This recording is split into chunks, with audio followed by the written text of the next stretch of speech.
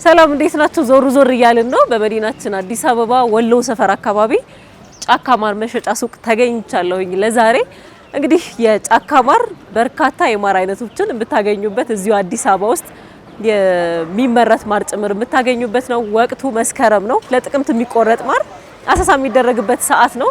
በቅድሚያ የጫካ ማር የማነቢያ ስፍራ እንሄድና እዛ ያለውን ነገር አስመልክተናችሁ ተመልሰን መተን ደግሞ እዚህ የምታገኟቸው የማር አይነቶች ዋጋ ብዙ ነገር ስለማር የምናወራችሁ ነገር ይኖራል። አብራችሁን ስትቆዩ ይሄን ሁላ እናስመለክታችኋለን። በያላችሁበት መልካም ጊዜ።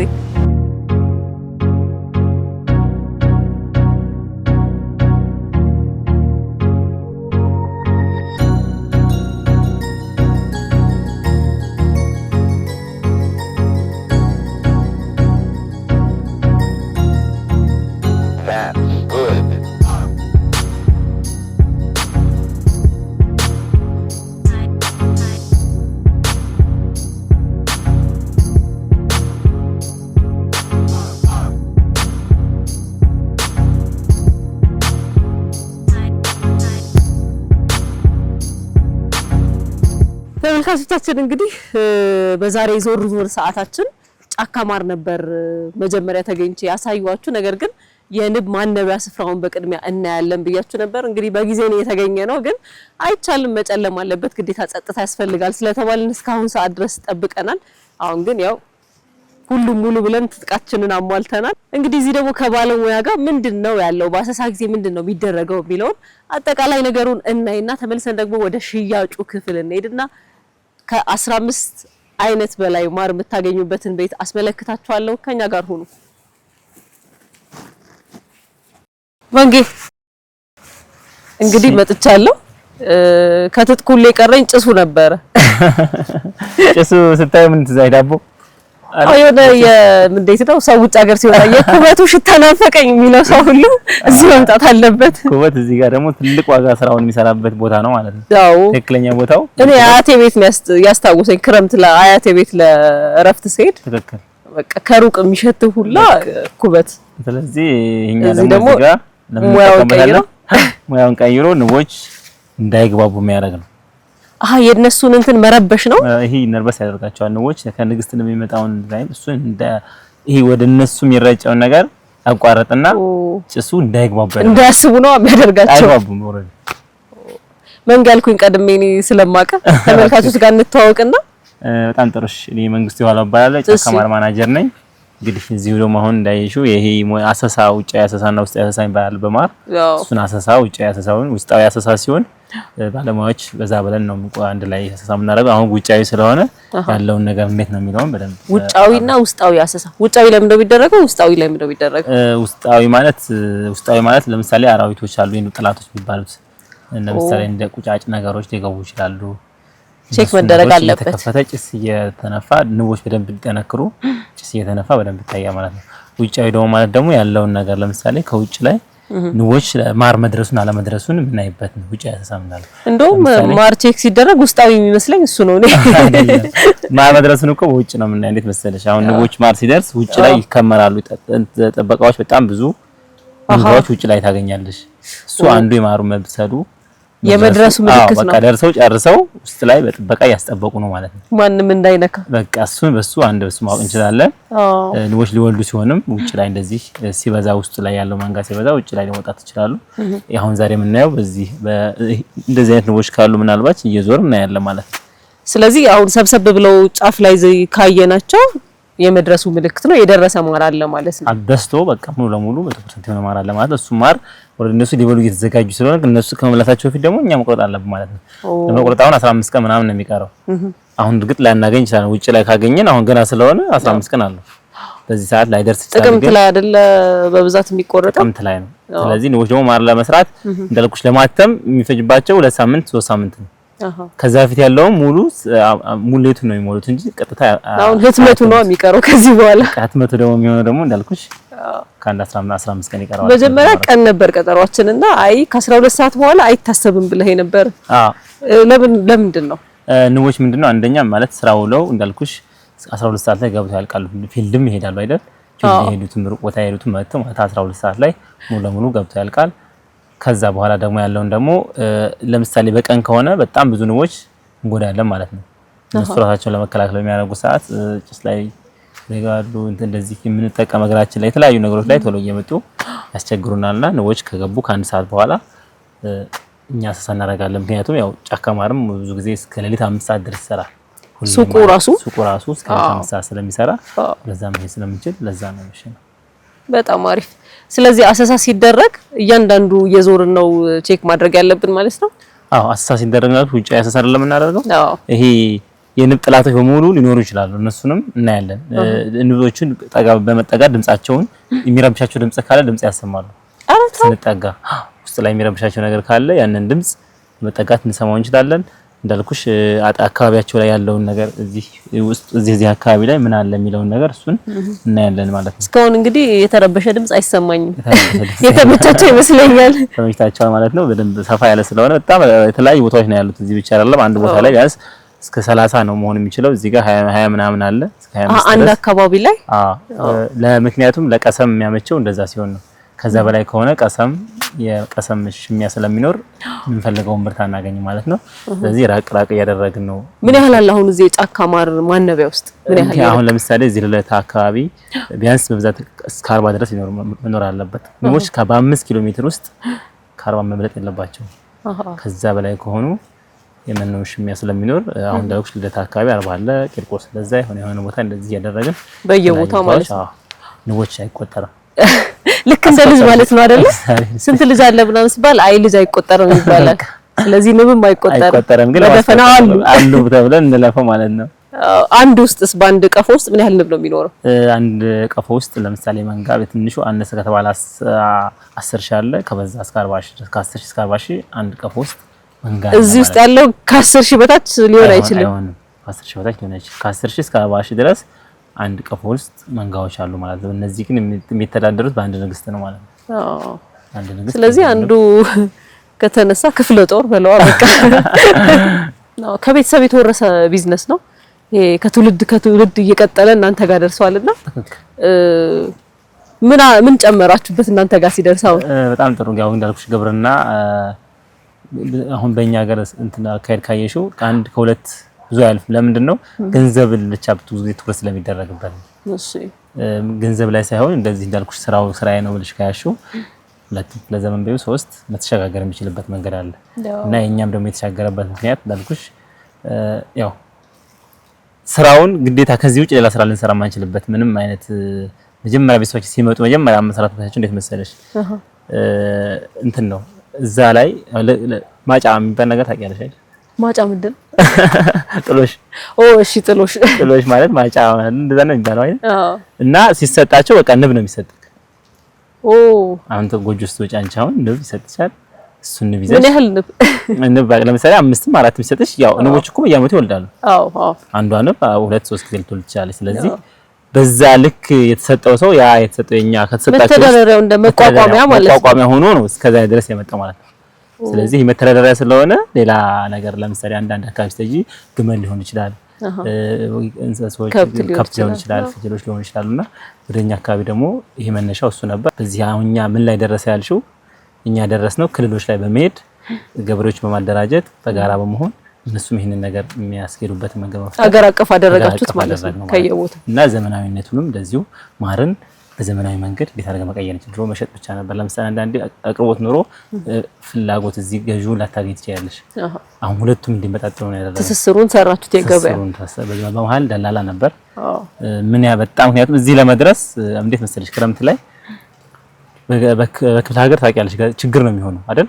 ክረምት እና ክረምት ችግር ሲሆን ክረምት ሰጥህና ገንዘብ ጥቅምት ላይ ማሩን ለማንም አትሰጥም፣ ለደላላ ሰጥ ማለት ነው ገንዘቡ። ገብቶሻል? እዳ መክፈያ ይሆናል ማለት ነው። አንተ ዋጋ ማውጣት አትችልም። ብዙ አካባቢዎች ላይ ስታዩ ብዙ የገጠር አካባቢዎች ክረምት እንደ ችግር ቀን መወጫ፣ በእርግጥ እሱም ትልቅ ነገር ነው፣ ግን ከዛ በላይ ማትረፍ ይቻላል። ምክንያቱም ከዛ ደላላ እኮ ነው ይሄን የሚያደርገው። በራሱ ገበሬው ግን ትስስር ቢያገኝ ኑሮ መስራት የሚችለው ነገር ነበር። ብዙ ጊዜ እንደዚህ አይነት ነገሮች ለጥራት ጉድለት ያጋልጣሉና እንደዚህ አይነት ነገሮች ስለነበር እሱም መረበጣተን ነው እዚህ እንደርስ የቻልነው ማለት ነው። ንብ ማነብ ምንድነው ከባዱ ነገር? ከባድ የሚያደርገው ነገር ምንድነው? ንብ ማነብ ከባዱ ነገር ምንድነው መሰለኝ? ከረድፊያ ውጪ ገንዘብ ማሰብ ከባድ ያደርገዋል። ንብን ገንዘብ አስበሽ ለሰራለሁ ካልሽ አትችይም። ምክንያቱም ከባድ ገንዘብን እያሰብክ ከሰራህ በጣም ከባድ ያደርግብሻል። ብዙ ዘርፍ ላይ እንደዛ ነው። ሰው ገንዘብን አስቦ ከተነሳ ብዙ ርቀት አይሄድም ይባላል። እውነታውም እንደዛ ነው። ንብ ላይም እንደዛ ነው። ንቦቹ በጣም በቃ ምክንያቱም ትንሹ ከዜሮ ስለሆነ ነው። ምንም እነሱ ካንቺ ምንም የሚፈልጉት ነገር የለም። ፍላጎት ነው በቃ ይሄ ተፈጥሮ ነገር ስለሆነ ከተፈጥሮ አትውጭባቸው። ተፈጥሮን ከጠበቅሽ እነሱ ያላቸውን ነገር ለሰው ልጅ ያበረክታሉ። እስከዛሬም አላቋረጡ ማለት ነው። ስለዚህ ዞር ዞር እያልን እንያቸዋ። ምንድነው ዛሬ አሰሳችን ምን ላይ ነው የሚሆነው? የውጭ አሰሳ ነው አይደል? የውጭ አሰሳ ነው የሚሆነው። ግን ለምሳሌ አንድ ቀፎን ከፍተን እናይና ታይዋለሽ። እንግዲህ ፈጣሪ እርዳን። 10,000 እና ከዛ በላይ ሰራዊት ነው የሚጠብቀን ከውስጥ። ምንም አይ ጭሱ ይመልስልናል በደንብ አይደል? ጭሱ ያው እንዳይጓጉ የሚያደርግበት አንዱ ጭስ መንገዳችን ጭሳችን ነው። እዚህ ጋር አሉ አንድ ሁለት የያዝናቸው ነገሮች ለውጭ አሰሳ የሚጠቅሙን። እሺ እነሱን ይዘን ተከተሉ እንግዲህ።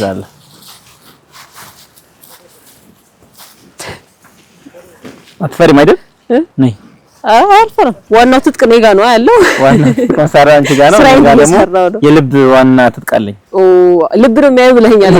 አይ እኔም ልቤ ብዙም ለክፉ አይሰጥም። እንደዛ ካልሆነ በደንብ ይሄንን ነው የምናየው። አሰሳ የምናደርግበት ይሄኛው ነው። የምናደርግበት ይሄኛውን እንያው። ያኛው አነስ ያለ ነው። ይሄኛው እንዴት ነው? እንደ ቪላ ቤትና ጂ+1 ነገር ነው ሲታይ። ባለ ሶስትም አለ ይታይሽ ወደ ኋላ ባለ ሶስት እንደዛ እንዴት ሰው እንትኖች አጠቃላይ ይሄ ማለት ንቦች ራሳቸው የሚደራጁበት ለራሳቸው የሚሆነውን እዚህ ጋር የሚራቡበት ቀለብ የሚሰሩበት ነው ለራሳቸው ይሄ። ስለዚህ ከዛ ላይ ምንም የማር ምርት አይገኝም። እዚህ ላይ ማለት ማር ምርት ቢኖረውም አንቆርጥም። ለራሳቸው እጭ የሚባል እዚህ የሚራቡበት ነው። እጭ የሚሰሩበት ነው። ከዛ ከይሄን መሙላቱን ስናይ እዚህ ላይ ልክ እንደዚህ ይደረባል ማለት ነው። እሱ ላይ የሚደረበው እዚህ ላይ ይሄ እንደዚህ ልክ አንድ ነበር። ንቦች በደንብ ከተራቡ በኋላ መብዛታቸውን ስናቅ አንድ እንደዚህ እንደረባለ። ምን ያህል ጊዜ ይፈጅበታል? አንድ እንደ ንቡ ጥንካሬ ይወሰናል። ቢያንስ በወር ውስጥ በሁለት ወር ውስጥ ይደረብበታል። ያ ማለት ከዚህ ላይ ያለውን የምንቆርጥበት ማር የሚሰሩበት ነው። ወር ላይ ንግስቷ እንዳታልፍ ማገጃ የሚባል ነገር አለ።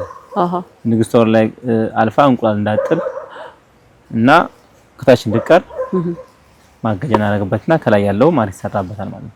ሶስተኛውስ ምንድነው? ሶስተኛውም ልክ እንደዛ የበረቱ ሄዱ ቁጥር ማር እንዲሰሩ እየጨመረ ሲል ቁጥራቸው ኃይላቸው 3 ነው። ከዛ በላይ እንኳን ነው በጣም ስለሚጎፋይ ስለሚቸገር 3 በላይ አንሄድም ማለት ነው። ከዛ ልክ ይሄን ከቆረጥን በኋላ እናወርድና ይሄን እንተውላቸዋል። አሁን ይሄ ምንድነው ታችኛው ተቆርጦ የቀረ ነው ማለት ነው። እነሱ ልክ ሳይደራጁ ሲቀሩ እንደዚህ ይቀራል ማለት ነው። መጀመሪያ ግን ሲመጣው እዛ ጋር ቦታ የተሻለ የሆነ እንትን የተሰራ በጭቃ የተሰራ አለ። መጀመሪያ በዛ ነው የሚወጡት በዛኛው በኩል እሱ ላይ ሆና ከሱ ነው ወደዚህ የሚገለበጡት ማለት ነው። ስለዚህ አሁን ዛሬችን ቼክ እናደርግ ዝም ብለን ከፍተን ምን እንዴት ነው የሚለው ነገር ነው። እሺ ከባዱ ሰዓት ደረሰ። በቅርቡ ስለተደረበ ይሄ ቀላል ነው እንዳይከብድሽም ብዬ በቅርቡ ነው የተደረበው። ንቦቹ ወዴት በኩል ነው የሚወጡት? አሁን ሲከፈት በዛ ነው በራቸው ያሉት በሁሉም በኩል ይመጣሉ። ስለዚህ ቢያንስ ወደ አንተ ጠጋ ልበል እንይውና ይሄ እንደዚህ የሚያጣብቁት ታውቂያለሽ ራሳቸው ናቸው። ኧረ ተው ዝም ብላችሁ ከላይ ነው ጣል የምታደርጉት? ጣል ነው የሚያደርግላችሁ። አሁን ታች ነው ያሉት ግን ወደ ላይ አልመጡም ማለት ነው። ስለዚህ ጥሩ ነው አለኛ አሉ። በእርግጥ እዚህ የሚታትሩ አሉ ታታሪዎች። ግን እኛ እዛ ሱቅ ላይ ስናየው ማር በጣም ቀላል ነገር ነው የሚመስለው። ቀላል ነገር ይመስላል አይደል? አዎ ግን አይደለም። እና ሲቆረጥ ብቻ እንትኑ የሚጀምር ነበር የሚመስለኝ ስራው። ዋው አሰሳውን በስንት ጊዜ ነው ቢያንስ የምታደርጉላቸው? በሳምንት ቢያንስ አንድ ቀን የተለያየ ነው ይደርሰዋል። በየሳምንቱ አሁን ገና ነው ምንም የለውም። ይሄ ማለት ያው ለአሰሳ የሚሆን አይነት አይደለም። ስለዚህ ሌላ ይሆናል ብለን ምን ጠረጥረው ጋር እንሂድ። እንጠረጥረው ሳይሆን ይሄ ገና ነው። ምንም ለአሰሳም አልደረሰም ገና ምንም ወደ ላይ አልወጡም ሁሉ ማለት ነው። አንዴ እንደምታየው ተባራሪዎች ነው እንጂ ያሉት ገና ነው። ስለዚህ አሁን ገና በቃ ወደ ቀጣይ ቦታችን ሄዳለን። ወደ ቀጣይ እና አጣብቆ ምናምን አይተሽዋል እንዴት እንደያዙት? አሁንም ራሳቸው ያጣብቁት አመልሰው። ይሄን በጣም ነው ያጣብቁት። ይገርም ነው። ራሳቸው በጣም ጀግኖች ናቸው።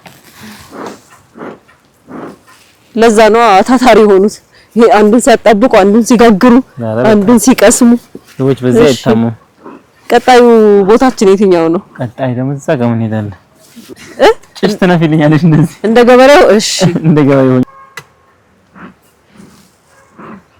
ስለዚህ ይሄኛውን እናያለን ማለት ነው። እሺ ሁለተኛ ሙከራ በስማም እዞሽ አዎ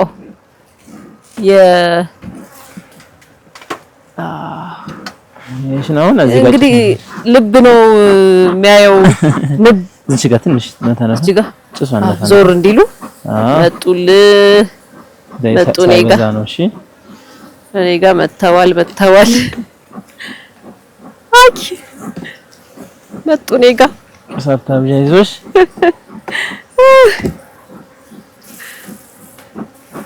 ዛሬ ከዚህ ሳልንደደብ ከወጣ በቃ ጭስ በዛ። እሺ ላቁም። ጭስ እኮ እነሱን ትማረኛ እንጂ እንደዚህ መደብደቢያ አይደለም። ዋው ትንሽ እንትናቸውን ሐሳባቸውን ለመበተን ያህል ነው። በስማ ድምጻቸው ራሱ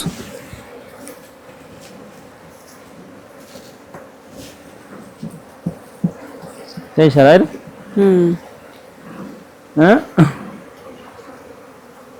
ሸርሌ ባዶ ምን ይባላል? ምንድነው እኔ ገና ባዶ ያልደረሰ ማለት ነው። አልደረሰም ገና። ግን ይሄ ጤናማ ነው ምናምን የሚለው ይታያል እዚህ ላይ ያው ገና ስለሆነ አያያዙ ይሻይሻ ንፍስ እዚህ ጋር ጭስ ምሽ እስኪ ጭስ ምሽ ወመስ ጭስ ወደምሽ እንዴት ነው? ተስፋ አለኝ የመቀጠር እዚህ ትርፍ ጊዜ ማለት አይሾ አዎ። እሺ እዚህ ጋር ሲጀምሩ የታተመው ጫፍጫፉ ይሄ አሁን እየታተመ ነው። ጫፉ ላይ ያለችው እዚች ጋር ያለችው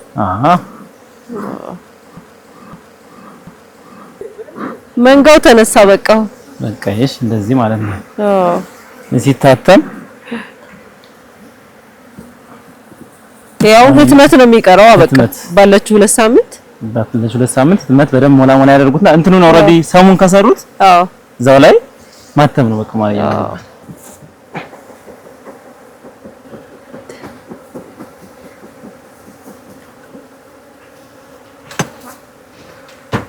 ወስ ተቀበለህ ያውም ባላንዱን ያየነው አይሸልች ያደረግን ማለት ነው። ስለዚህ በዚህ መንገድ አሁን እነዚህ አሁን ጭስ እንደሚባቸው ይነቃቃሉ። አሁን ለነገ ስራቸው በደንብ ምን መጣብን ብለው ራሳቸው በደንብ ያነቃቁና ጭስ በመንፋት በደንብ እንዲነቃቁ ይደረጋል ማለት ነው። ይደረጋል እንደዚህ። ስለዚህ በዚህ ሁላ ሂደት ያልፍና ከዛ ደግሞ በኋላ እንዳልኩሽ ይሄ ይደረብበታል። 2 ይሆናል። አሁንም በደንብ እንደዚህ ሲይዝ ደግሞ 3 ይሆናል። ተማሪ ሰራና ወደ ገበያ ይቀርባል ማለት ነው። በጣም አሪፍ። ስለዚህ በዚህ መንገድ ተቆርጦ ቀኑ ሲደርስ ደግሞ ተዘጋጅቶ ለሽያጭ እንዲሆን ተደርጎ የተዘጋጀበት በሸጫ ቦታችሁ ጋር ደግሞ እንሄዳለን ተመልሰን። ያው እስከ 5 ሰዓት ድረስ ማታ አሁን ወደ 2 ሰዓት አካባቢ ነው። እስከ ማታ 5 ሰዓት ድረስ ስለምትሰሩ ክፍት ሆኖ ይጠብቀናል። ስለዚህ እዛው ነው ተመልካቾችን የምናገኛቸው። እንደ ንቦች ታትረን ነው የምንሰራው ማለት ነው። ዛሬ እንደ ንቦች እየታተርን ነው። ደስ ትንሽ ያስፈራል፣ ግን ደስ የሚል ነገርም አለ። አዲስ ነገር ማየት ማለት የሚጣፍጥ ነገር ሁሌም ከጀርባው ምን አለ ትንሽ ስቃ አለች። ግን ያው ደግሞ ንቦች ደግሞ ሲሆን ደግሞ በጣም ብዙ የሚከብድ ነገር አይደለም። ንቦች በጣም ፍቅር ናቸው። የሚገርምሽ እነሱ ጋር ስትይ ሁኔታቸውን ስታይ፣ ድርጊታቸውን ስታይ፣ እንቅስቃሴያቸውን ስታይ በጣም ብዙ ደስ የሚል ነገር አለውና እኛ ስለለመድነው ይሁን እንግዲህ እናንተም ወደፊት አከብዳችሁ ብዬ አስባለሁ። በጣም አሪፍ። በጣም ነው የማመሰግነው እዚህ ለነበረን ቆይታ። እንሂድና ደግሞ መሸጫ ቦታችሁ ላይ ያለው ደግሞ የነሱ ውጤት ምን አይነት ማር አለ፣ ምን ያህል ዋጋቸው ምን ይመስላል የሚለውን ደግሞ ለምን አገልግሎት ይውላል የሚለውን እያየን ደግሞ እዛ ቆይታ እናደርጋለን። ተመልካቾቻችን መሸጫ ስፍራ ላይ ደግሞ እንገናኛለን። ዛሬ አምልጫለሁ እንግዲህ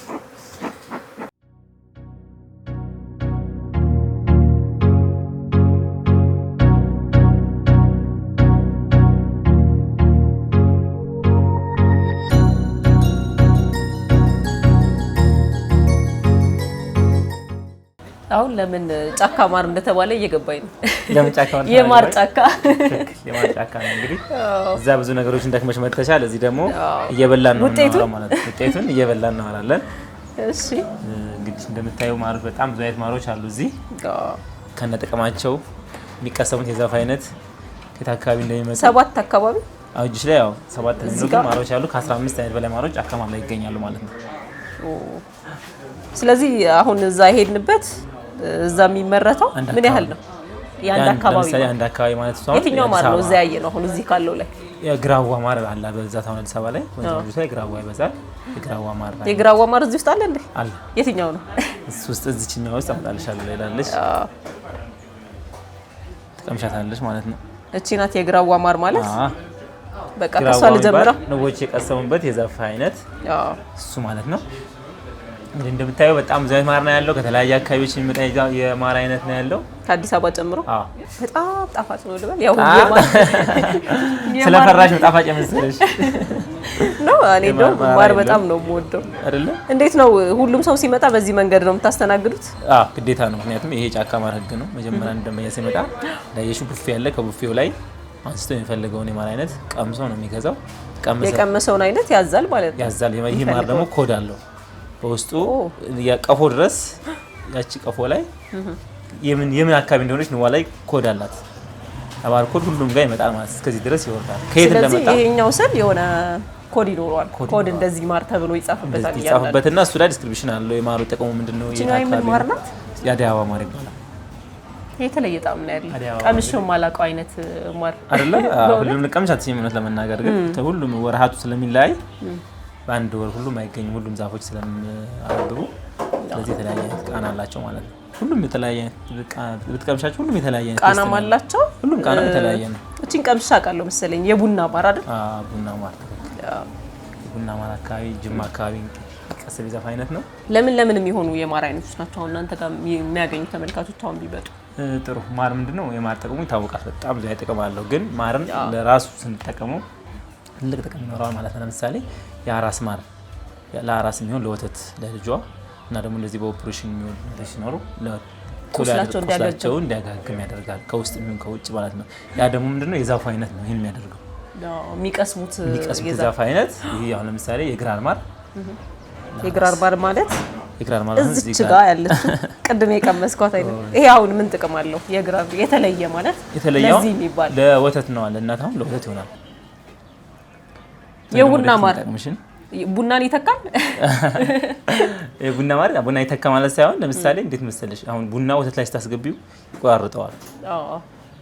ይሄ አሁን ይሄን ብዙ ጊዜ የምጠቀመው ለዳቦ ለሚቀባ ነገሮች እንጂ አሁን ወተት ላይ ሻይ ላይ ስታገቢው ወተቱን የመጣጥስ ባህሪ ያመጣል። ያ ደግሞ የግባና የዋንዛ ማር የሚባል አለ። ይሄ ማር ማለት ነው። እሺ ይሄኛው አንቺ ጋር የቱ ጋር ነው እንደባላለሽ አይደል? እዚህ ጋር በዛብኛ አይነቱ።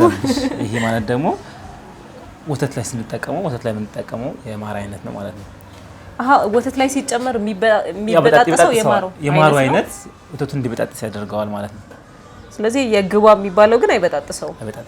ይሄ ነው ጫካ ማር። አሁን በጣም እንደምታውቂው 70 ዓመት ነው ጫካ ማር። ረጅም ዓመት የመጣ አንጋፋ ድርጅት ነው። ይሄን ነው ስንተኛ ትውልድ ናችሁ እናንተ? እንግዲህ ሶስተኛ ነው ማለት ነው። ሶስተኛ ትውልድ ልንገባ ነው ወደዛ ማለት ነው። ከስራው አንፃር ማለት ነውና ያው ይሄን ስንሸጋገር ማር ብቻ ለምንሸጠው እውቀት ነው እስከነጥቅሙ። ለዛ ነው እኮ አሁን ማር መሸጥ ማንኛውም ሰው ማር መሸጥ ይችላል። ግን የምትሰጪውን ነገር በደንብ ደንበኛሽ አውቆት ተረድቶት ኃላፊነት ነው። አሁን እኛ አንድ ደንበኛ በገዛ በሳምንቱ ድረስ ማሩን መቀየር ይችላል። ኧረ ተው ተመልካቾች እየሰማችሁ ካልተመቻችሁ በአንድ ሳምንት መታችሁ መቀየር ይችላላችሁ። ይሄ የጫካ ማር ግዴታ ነው። በየ15 ቀኑ ይደወልላቸዋል ማሩ ላይ ምን አይነት ችግር እንዳለ ዲስክሪፕሽን ቴክስት ይላካል። ከቴሌግራም ተገት አድርገናል።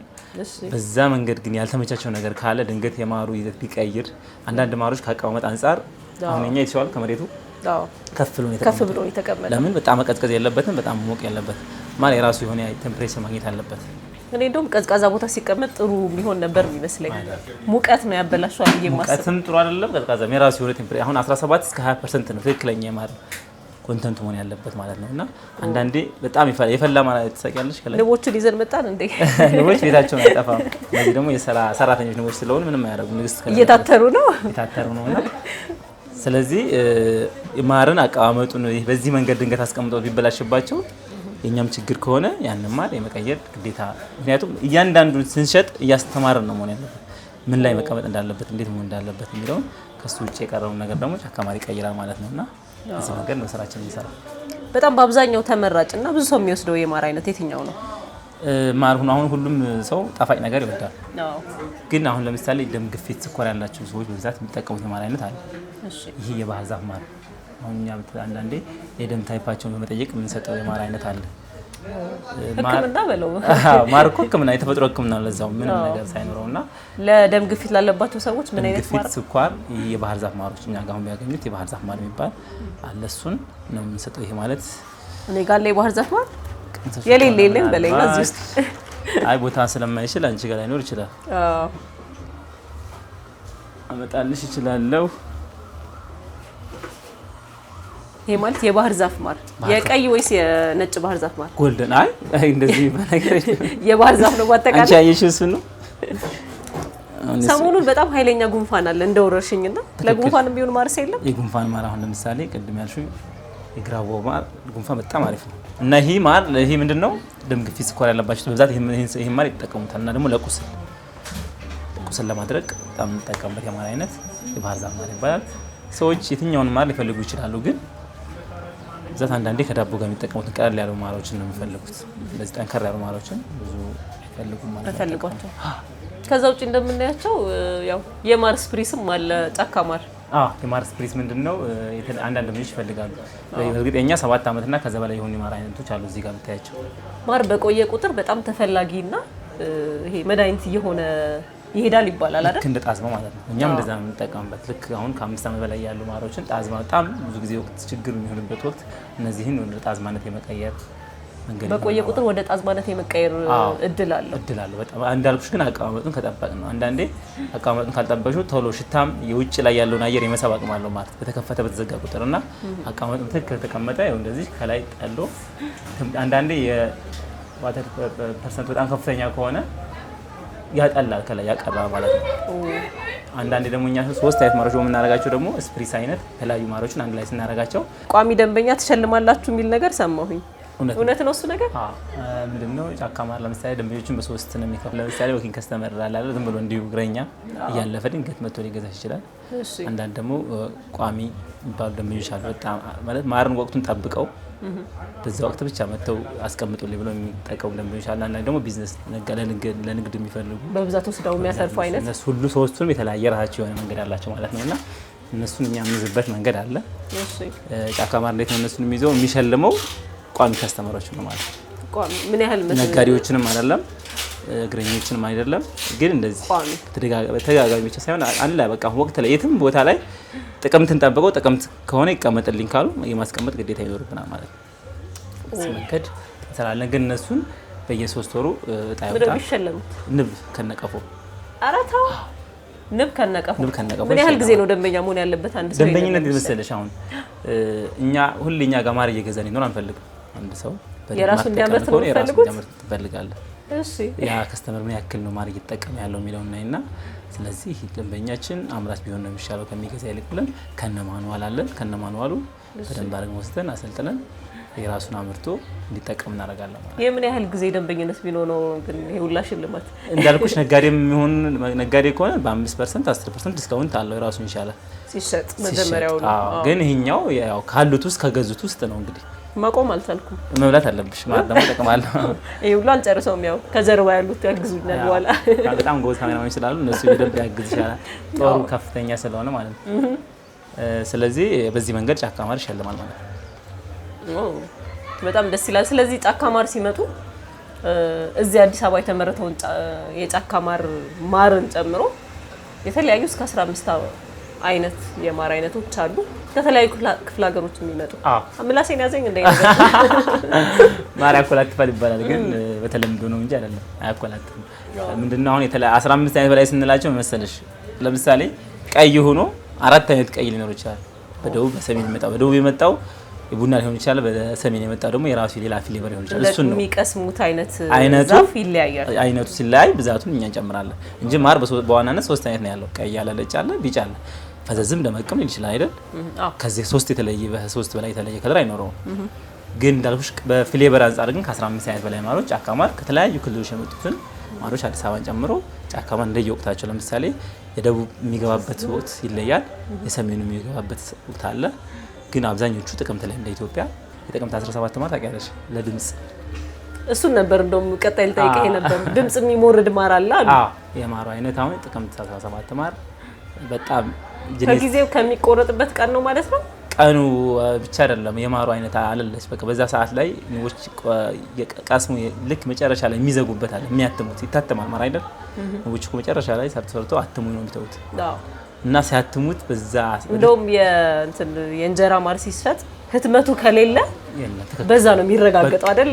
ኦሪጂናል መሆኑ አለመሆኑ በጣም ትክክል። ህትመት አለ። ንቦች አትመውት 17% ዋተር ኮንሰንትሬቱን ጠብቀው ያስቀመጡበትን እሱን በ17 ስኮርጆ የራሱ የሆነ ጥቅም አለው። አሁን ያልኩሽ ጥቅሞች በጣም አለው ማለት ነው። እና ድምጽ እዚህ ያለ እንደ ድምጽ የሚሞርደው እንግዲህ ጥቅም 17 እየደረሰ ስለሆነ ያኔ መተን እዛ አሁን ለድምጽ የሚለውን በቃ ታስቀምጥልኛለህ። አስቀምጥልሻለሁ በደንብ።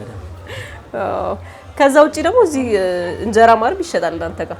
እንጀራ ማር አለ። አሁን እንጀራ ማር አሁን ለምሳሌ ወቅት አለው ለውሽ አሁን ጥቅምት ላይ አሁን 15 ቀን ከ20 ቀን በኋላ እንጀራ ማር በደንብ የሚገኝበት ከእንጀራ ማርነቱ አልፎ እንዳልኩሽ ለመድኃኒት የሚሆኑ ማር በብዛት የሚገኙት ጥቅምት ላይ ነው። ረጅም ዓመት ነው የማር ንግድ ላይ ያላችሁትና በጣም በቃ ማትረሳው ያዝናና ገጠመኝ አይጠፋም ብዬ አስባለሁ። እውነት ነው። አንዴ ማነሳው እዚህ ማረሳው ለገሃር ጋር ነው። ለገሃር ጋር ልክ እንትን አለ አይደል አሰሳ አሰሳ ስናደርግ ልክ ያሁን ወቅት ላይ ማለት ነው። እና አንዳንዴ ብዙ ትጥቃታ ውጪ አሰሳ ከሆነ ጥቅሽ ሙሉ አታረጊው ቀለል አድርገሽ ስለምታይ። ግን አንዳንድ ንቦች ደግሞ የበረሃ ንቦች ከባድ ናቸው። ቶሎ ሽታህን ቶሎ ያዩና የመነደፍ ባህሪ ያለባቸውና እንደዚህ አሰሳ ለማድረግ ለገሃር ጋር ገብቼ ነውና እንግዲህ ያኔ ግልብጥ ጥሎብኝ እኔንም ራሴም ተረብሼ አካባቢውም ተረብሾ በውሃ ያኔ የተረፈ ማለት ነው። ንግስታቸውን ለመከላከል ነው ንቦች እንትን የሚያጠቁት። 5 ደቂቃ ይታገሰዋል ዞር እንድትላችሁ በቃ 5 ደቂቃ ያለውን ባሮመንቱን ያጣናሉ። ከ5 ደቂቃ በኋላ የሚቆይ ነገር ካለ ግን አንዷ ንብ ስትነድፍ የእሷ ሽታ ሌሎቹን በዚህ ሁኔታ ዛሬ ተርፈናል። ማታም ስለሆነ ጭስም ካሽ ደግሞ ቀላል ነው። ግን ያኔ ቀን ስለሆነ በጊዜ 10 ሰዓት አካባቢ ነበር። በዛ መንገድ ያው ተርፍ ያለው ነው ማለት ነው። ስለዚህ አሁን እዚህ ጫካ ማር ሲመጡ ተመልካቾቻችን ከስንት ብር ጀምሮ ነው የሚያገኙት ማር? ደንበኛው የትም ቦታ እንዲገዛ እንፈልጋለን። የትም ቦታ ቢጠቀም ችግር የለብንም። ከ300 ብር ጀምሮ ግን ማሮችን እንሰጣለን። ያ ማለት ለብርዝ የሚሆኑ ዋጋው በጨመረ ቁጥር ጥራቱ የበዛ ልክ ነው ማለት አይደለም። ለብርዝ ለጠጅ እየተባሉ በቃ አገልግሎቱን ዋጋውን የሚለያየውና 900 ብር። የመጨረሻው ውዱ ማር ምንድነው? ጣዝማ አለ። አሁን በስንት ብር? ጣዝማ አይ ቲንክ በሊትር ነው አይደል? ጣዝማውን ኪሎ አይሰጥም። ቢያንስ እስከ 5 ድረስ እንሸጥ እንችላለን። ሊትሩ ነው ወይስ በኪሎ? አይ ግማሹ እንጂ አሁን በኪሎ ቢፈልግም ምንም አንሸጥም እኛ። ጣዝማ ማር ከግማሽ ብቻ ነው ግማሽ ሩብና ግማሽ ከቻለ። ምክንያቱም ከዛ በላይ ከሆነ ምንም አይጠቅሙም ለሱ ጥቅሙ ነገር ነው። ግማሽ ወይ ሩብ ይበቃል ብለን በዛ መንገድ እንሰጣለን። ስለዚህ የዛሬ በቃ ጥቅምት ላይ የዛሬ 15 ቀን የዛሬ 20 ቀን እያልሽ በደንብ ከእንጀራ ማር ጀምሮ እያንዳንዱ ማር በፈለጉት እንደ ምርጫቸው ጠይቀውም ሊሆን ይችላል ለሚፈልጉት ነገር እስከነ ምክሩና አጠቃቀሙ። ግዴታ እውቀት እንዳልኩሽ እውቀት ነው የሚሸጠው እኮ ነው። እየተረባረቡብኝ ነው። አዎ ግን ወይ ምንም አይሆን። እዛ ሳልነደፍ እዚህ ልነደፍ ነው እንዴ? እዚህ ጋር እንደዚህ አሁን ለፊልድ 15 ቀን ፊልድ ይወጣሉ ታውቂያለሽ ንቦችና ኧረ ተው ወጥተው ባበል ነው ያላበል ነው የሚወጣው። የትኛውም የንብ አይነት ነው የሚወጣው? አዎ እንዴ ንቦች እኮ ይከፋፈላሉ። ያለ ስራ የምትቀመጥ የንብ አይነት ዝርያ እዛ ውስጥ አትኖርም። የትኛውም ንብ ያለ ስራ አትቀመጥም። ስለዚህ እያንዳንዳቸው ለምሳሌ እንትና ጠበቃለ ውጭ ላይ የሚጠብቁ ውስጥ የሚያጸዳለ ውሃ የሚቀዳለ ንግስት ንብን የሚቀልባለ። እነዚህ ደግሞ ስራቸው ምንድነው? መቅሰምና ማለጅ መሄድ። እቺ ንብ ተሳስታ ሌላ ቀፎ ላይ ባዶዋ ታሰራ መግባት አትችልም፣ ትገደላለች። ኧረ ተው ንብ ማር ይዛ መግባት ትችላለች ሌላ ቀፎ ተሳስታ ከሆነ ተሳሳትም ማለት ነው። እሺ ባዶዋን ግን ሌላ ቀፎ ላይ ብትገባ ትገደላለች። ልትዘርፍ መጣች ነው የምትባለው። መግባት አትችልም። ብነደፍም መድኃኒትም ነው አይደለም? መነደፍ ሳይበዛ እኛ እናስከፍል፣ ግን ውጭ ሀገር ላይ ይከፈላል። እውነት አሁን እኛ ጋር ለመነደፍ የሚመጡ ከስተመሮች አሉ፣ እዚህ ይመጣሉ። አዎ በተለይ የውጭ ዜጎች ይመጣሉ፣ ይነደፋሉ። ይዛችሁ ነው የምታስነድፏቸው? አዎ ንቦች አንደኛ ነርቭ ያነቃቃሉ። ይሄ ነገር እንሞክረው እንዴ? ነርቭ ያነቃቃሉ። ደም ዝውውር አይደለም ግን ለጊዜውም ቢሆን በልጅነቴ ነው እኔ ተባራሪ ትንሽ የነድፋ ያውቃለሁ። ትንሽ ነው ትዝም አለርጂክ ካላለብሽ ሰገር ንቦች ሲነደፍ ንቃተ ሌላሽ ነቃ ነው የምትይው። አሁን ማር ላይ ስትገቢ ነቃ ነው የምትይው ባህሪሽ።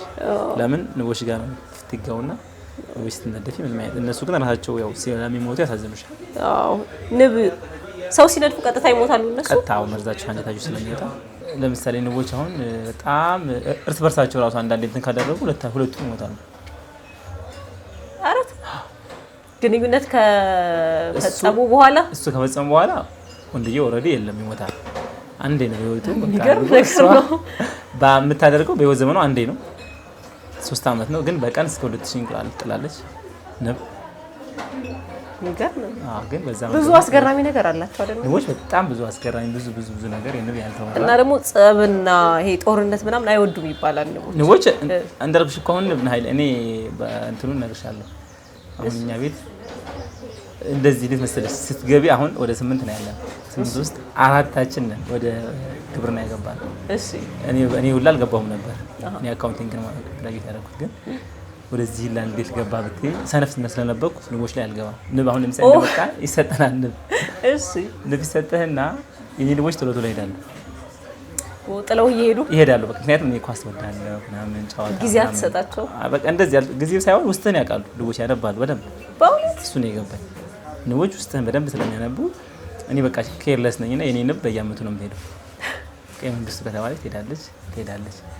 ስለዚህ እኔ ማድረግ ጀምር ከወንድሜ ጋር ያደረኩ በቃ እሱ ጋር ትሆን ብዬ ለሱ ወጣሁትና እሱን ሳይሆን ምንድነው የሚያደርገው እሱ በቃ ይንከባከባቸዋል። ጧት ማታ ቼክ ያደርጋቸው። ሌላ ምንም ቀለባት ሰጫቸው ምንም አታረጊም ግን እና ከዛ አንፃር ተመርጦ ነው ወደዚህ ሁሉ የገባ ነውና አብዛኞቹ እንደ ንቦች ህልመኞች ናቸው ጫካ ማር ላይ እና ንቦች ቀላል አይደለም። ታታሪ ናቸው ብቻ ሳይሆን ታታሪ ሰው ነው የሚወዱት።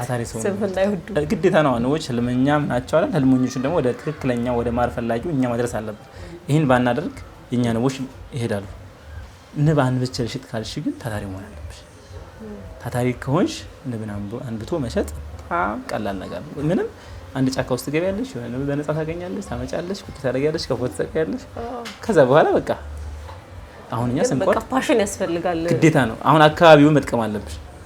ማስትቆርጫ አምጪሽ ነው ትበይ አካባቢ ላይ አሁን ገንዘብ ነው ስስት ነው ብለሽ 1 ኪሎ 800 ብር 1000 ብር ገባ ብለሽ እንደ 1 ኪሎ ምን ብዬ ብለሽ ብትፈሪ በቃ አይሆንም ስስት።